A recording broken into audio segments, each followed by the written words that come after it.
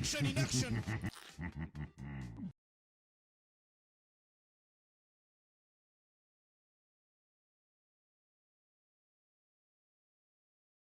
2012. What happened with that? 1 day ago.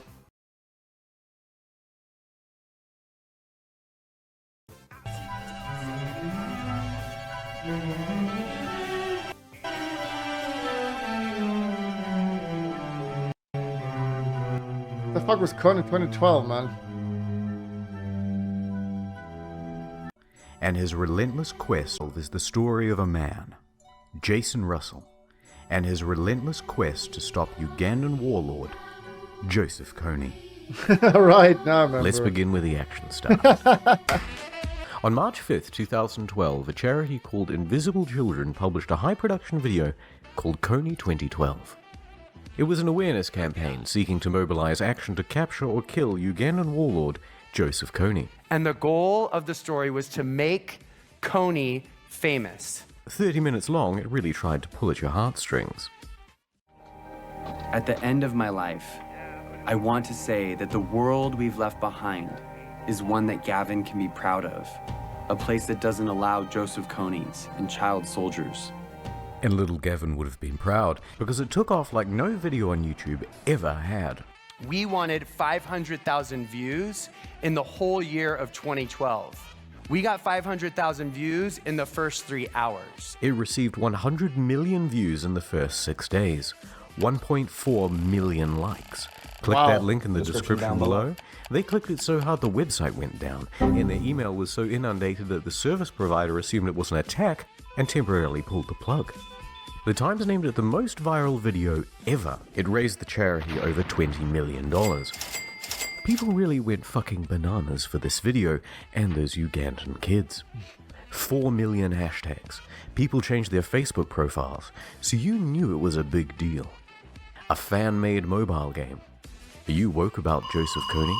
Yeah, but are you woke enough to get a tattoo? People were up for pretty much anything to stop Kony, as long as it didn't involve any practical action. One life equals one saved child. But who is Joseph Kony and what's all the fuss? Well, he's the leader of the Lord's Resistance Army, LRA. My God, you're greasy. And he really is one of the most evil people living today. Imagine the worst crime you can think of committing, and he'll have done it thousands of times over. Takes children, makes them kill their parents and eat their parents. The surviving girls will be kept as sex slaves, and the boys conscripted into the LRA as child soldiers. I know, it's kind of a bummer. It's all part of a civil conflict that's been going on for 30 years. We'll get into the details later, but for now, consider this our one-dimensional bad guy.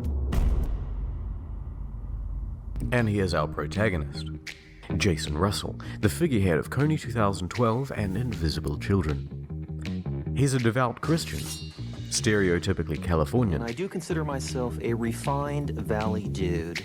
But he has a bad boy side too.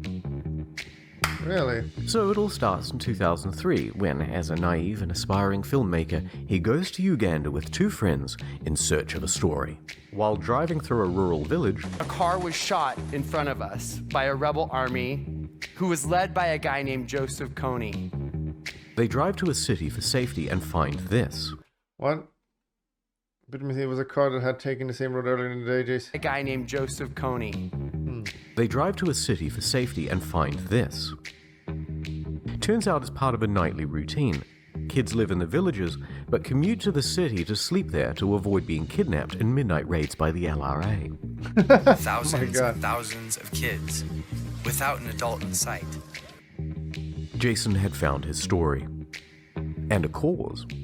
It must have made a real impression on him, because for the next 10 years he dedicated himself, almost exclusively, to trying to improve things in Uganda and stop Kony. Kony 2012 was the culmination, but in the preceding years he tried a bunch of other schemes. This. The Bracelet Campaign. This. Twice daily broadcast about where the LRA is and where they're active. And this. Do what we always do. Dance. This is all real. We're on a mission, put Uganda deep inside your mind. action and a dance to make it sparkle and shine.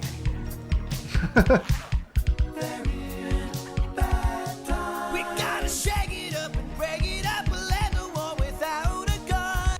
Naturally, questions have been raised about his sexual orientation. All these other rumors, too, that you were gay. Mm-hmm. Yeah, I've heard those rumors. Yeah. My parents started a large children's theater organization, so I am... Theatrical. Theatrical. Yeah, okay, that makes sense. Straight men are allowed to enjoy musicals its current year. Back to Kony 2012. So the video lays out a plan called Cover the Night. Here's what you do. Pay $30 for your super special Kony action kit. Whoa, that's nice. In the kit you'll find 5 items. Button, bracelet, stickers, shirt, and these posters.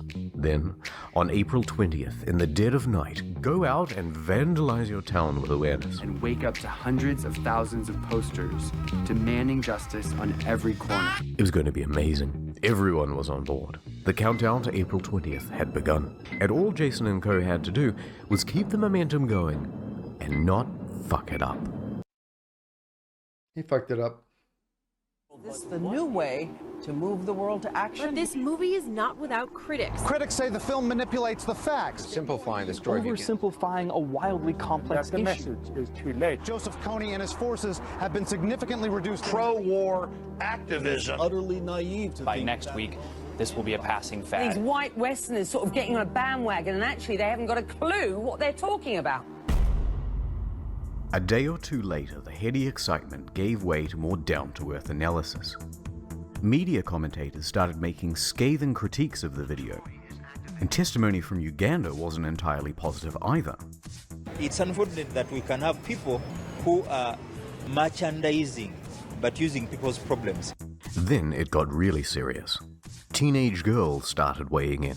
Kony, so I asked my mom, and my mom laughs and goes, "He died like 5 years ago." This is wrong, by the way, but it was seen by 4 million people. From a source of "my mum said it, so it must be true." The term slacktivism started cropping up more and more. Legitimate questions were asked.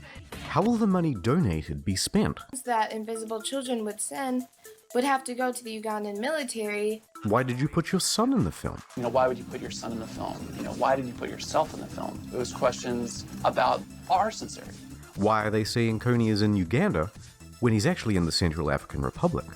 Invisible Children wasn't popular among other charities either. They were hogging the limelight. And they released Kony 2012 just 2 days before International Women's Day, a critical fundraising time for some. Even the Ugandan Prime Minister took a few jabs. We do not need a sleek video on YouTube for us to take notice. Once people started feeling misled, they turned against the organization and squared the blame on one person. The pressure was building. Online backlash and a hectic schedule was starting to take a toll. My phone was getting 10 text messages every second. It was just...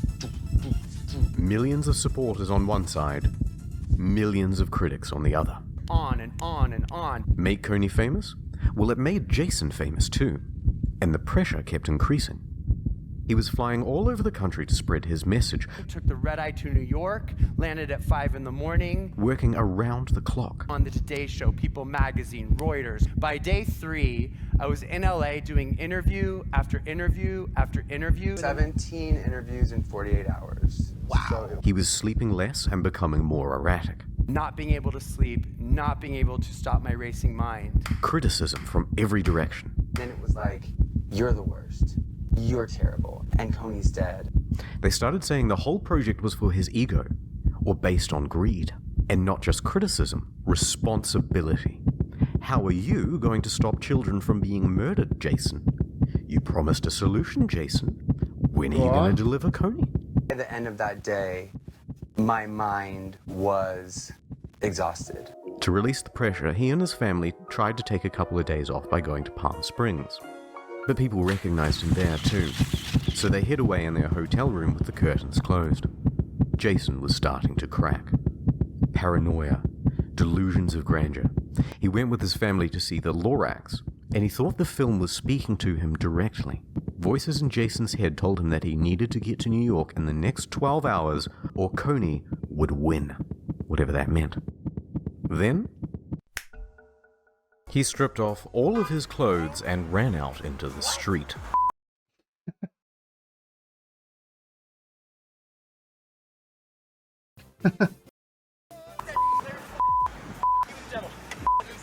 I was on a street in San Diego, totally naked and crazy out of my mind. Someone driving by in a car took a video on their phone, and they sold it to TMZ for $30,000. And then my naked and crazy mess went viral as well. Some have said that he was jacking it and that he was on drugs. Neither is true. It's just a very distressed man having a mental episode. Were you also masturbating? Did I hear that too? No one who was there ever said that that was happening. Yeah. I mean, I'm naked, so it's not a far extension of, imagination. He was taken to the hospital, not jail. Police say when they showed up, they... Your turn. Please.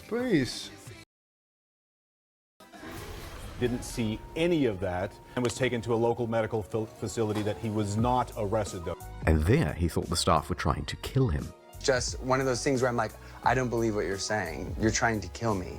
He ran around in his underwear, kicking in doors until eventually he was subdued and sedated. Did you come back to yourself as you know yourself? 2 weeks. 2 weeks? 2 weeks, whoa. Yeah. Later on, one Sharona Reed tried to sue. Really?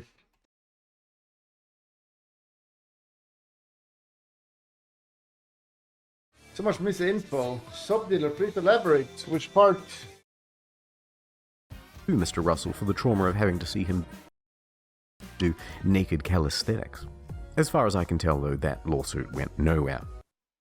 Can you think of anything else that's worse than running around naked going like this on TMZ? Well, maybe one thing. While all of this was happening, the countdown to the day of action was still ticking. Thousands of kits had been sold. Get ready for an awareness campaign so effective you'll think you're living in Uganda. The kids rolled out into the street. Selfie sticks and posters ready. Let's do it. Let's save those kids. We're changing the world. Oh, God, yes.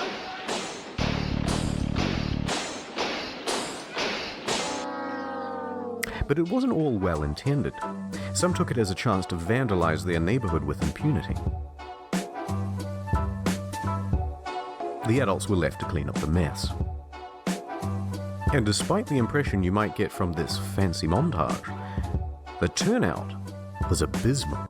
Here are some figures. Toronto, 50,000 people registered. Real attendance? 50. Sydney, 18,000 people registered. Real attendance? 12. Montreal, 4,800 registered. Real attendance? 0. Instead, they cancelled their event and put up a post calling Invisible Children a fraud organization. This is what 4 million Kony hashtags gets you. Now, I bet you want to know where Invisible Children, Jason Russell, and Kony are now. But before I tell you that, I want to go on 2 quick tangents of things I found while researching. In the Kony 2012 video, you'll see this guy, Louis Marino Ocampo, Chief Prosecutor for the International Criminal Court. This would be the organization that charges Kony if he was ever caught. Well, in 2017, a bunch of Louis' emails were leaked, and they detailed one hell of a caper to catch Kony and bring him to justice. I'm not making any of the following up, right? Here's the plan. Lure Kony out of the jungle with Brad Pitt and Angelina Jolie as bait. Straight from a Hollywood movie, Angelina Jolie and Brad Pitt attempting to arrest an African warlord. So it would go, the A-list couple would fly to the edge of the jungle where Kony is hiding and call him up with an invitation to dinner.